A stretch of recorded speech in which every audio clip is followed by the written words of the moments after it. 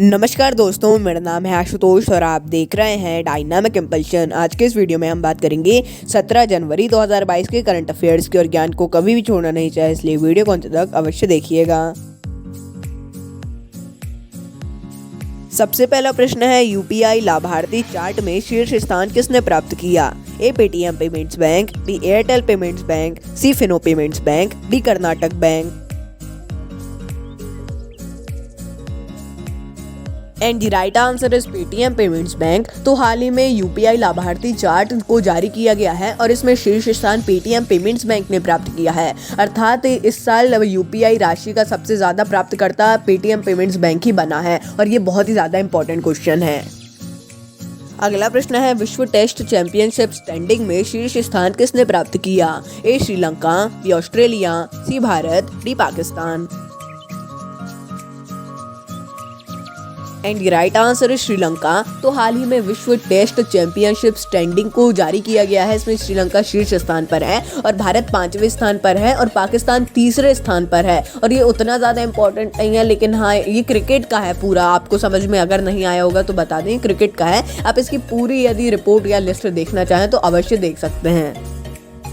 अगला प्रश्न है, भारतीय रेलवे ने गार्ड के पद को बदलकर क्या नाम दिया? ए पर्यवेक्षक, B manager, C assistant, D उपरोक्त में से कोई नहीं।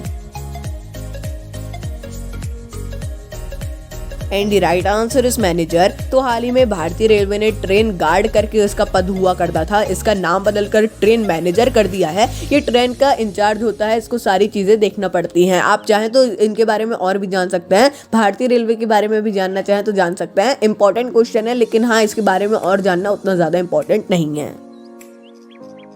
अगला प्रश्न है, 20वां ढाका अंतर्राष्ट्रीय फिल्म महोत्सव कहाँ आयोजित किया गया? A Bharat, B Japan, C Bangladesh, D Bhutan.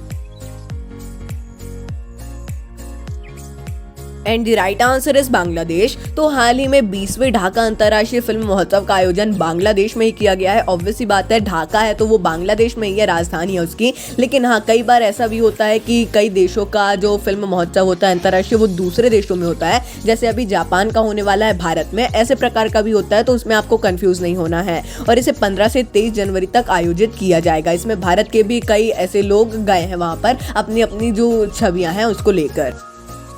अगला प्रश्न है, अब गणतंत्र दिवस समारोह हर साल कब से शुरू किया जाएगा? ए 15 जनवरी, बी 20 जनवरी, सी 23 जनवरी, डी 25 जनवरी। And the right answer is 23 जनवरी। तो भारत सरकार ने हाल ही में घोषणा की है कि अब 24 जनवरी के बजाय 23 जनवरी को गणतंत्र दिवस समारोह शुरू किया जाएगा। अब कई लोगों को लग रहा होगा, ये कंफ्यूजन होगी कि 26 जनवरी को होता है गणतंत्र दिवस, लेकिन नहीं, इनका जो समारोह होता है, जो सारे आयोजन वगैरह होते हैं, वो 24 जनवरी से शुरू किए जाते थे, लेकिन अब 23 जनवरी से किए जाएंगे, क्योंकि 23 जनवरी को सुभाष चंद्र बोस जी की जयंती होती है, उसे भी इसमें शामिल किया जाएगा। अगला प्रश्न है, कचाई लेमन फेस्टिवल को कहाँ आयोजित किया गया? A Uttarakhand, B Tripura, C Meghalaya, D Manipur. And the right answer is Manipur. तो 18वां कचाई लेमन फेस्टिवल मणिपुर में आयोजित किया गया था। इसमें मणिपुर के जो कचाई लेमन है, आपने शायद इसके बारे में सुना हो, और यदि आप मणिपुर में रहते तो आप तो इसको देखा भी होगा, खाया भी होगा शायद। तो इसको भौगोलिक टैग के रूप में पंजीकृत किया गया है इस समारोह में, और भी बहुत से इसमें कुछ आयोजन हुआ था। तो क्या है ये भौगोलिक टैग, यानी नहीं पता है आपको? जीआई इसका शॉर्ट फॉर्म होता है। किसी भी क्षेत्र का जो अलग से फल वगैरह होता है, जो भी कुछ खाद्य पदार्थ होता है, उसको कर दिया जाता है कि यही का भौगोलिक टैग है। आप इसके बारे में और समझिएगा, यदि नहीं समझ में आया है तो कमेंट में भी आप पूछ सकते हैं। अगला प्रश्न है, हाल ही में कहां पर 10वीं सदी की भारतीय मूर्ति मिली है? A Australia, B Bangladesh, C England, D Brazil. And the right answer is England. तो हाल ही में 10वीं शताब्दी की भारतीय मूर्ति इंग्लैंड में मिली है। ये बकरी के सिर वाली योगिनी मूर्ति है, इसे भारत में लाया गया है। ये पूरी बात याद रखिएगा, अभी इंग्लैंड में मिली है, 10वीं शताब्दी की ये मूर्ति है, बकरी के सिर वाली योगिनी मूर्ति है, और इसे भारत भी लाया जा चुका है 14 तारीख को। अगला प्रश्न है, 16 जनवरी को कौन सा दिवस घोषित किया गया? ए राष्ट्रीय वाणिज्य दिवस, बी राष्ट्रीय उद्योग दिवस, सी राष्ट्रीय स्टार्टअप्स दिवस, डी राष्ट्रीय भारी उद्योग दिवस। एंड राइट आंसर इज राष्ट्रीय स्टार्टअप्स दिवस। तो प्रधानमंत्री नरेंद्र मोदी जी ने 16 जनवरी को राष्ट्रीय स्टार्टअप्स दिवस के रूप में घोषित किया है और अब हर साल 16 जनवरी को राष्ट्रीय स्टार्टअप्स दिवस ही मनाया जाएगा। और आप देख रहे होंगे कि अब सरकार स्टार्टअप्स को बहुत ज्यादा बढ़ावा दे रही है, जो कि एक बहुत ही अच्छी बात है। अब सरकार को भी समझ में आ गया है कि बिजनेस कितना ज्यादा इंपॉर्टेंट है। आपका क्या ओपिनियन है इसमें, कमेंट में अवश्य बताइएगा।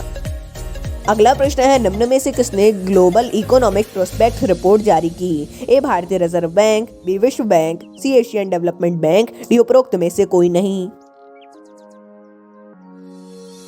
एंड राइट आंसर इज विश्व बैंक। तो हाल ही में विश्व बैंक के द्वारा ग्लोबल इकोनॉमिक प्रोस्पेक्ट्स रिपोर्ट को जारी किया गया है। इसमें वित्त वर्ष 2022 और 2023 की जानकारी दी गई है, किसकी कितनी ग्रोथ होगी, और भी इसमें बहुत सी जानकारी दी गई है। आप चाहें तो पूरी रिपोर्ट देख सकते हैं। हमने भी ढूंढा लेकिन हमको कुछ ऐसा ऑफिशियल ब्यौरा नहीं मिला, इसलिए हमने इसमें भी कुछ ज्यादा नहीं बताया है। अगला प्रश्न है, किस राज्य का गांव भारत का पहला सैनिटरी नैपकिन मुक्त गांव बना है? A Tamil Nadu, B Uttar Pradesh, C Kerala, D Madhya Pradesh. And right answer is Kerala. तो केरल का कुंभलांगी गांव देश का पहला सैनिटरी नैपकिन मुक्त गांव होगा, ऐसी घोषणा कर दी गई है। और वहां के राज्यपाल जी ने ऐसा एक अभियान को भी शुरू किया है। इसके तहत ही 18 साल से जो इस गांव की ज्यादा उम्र की महिलाएं हैं, उनको 5000 विशेष मेंस्ट्रुअल कप बांटे गए हैं। तो दोस्तों, ये था अंतिम प्रश्न। मिलता है अगले वीडियो में। नमस्कार। Dynamic impulsion.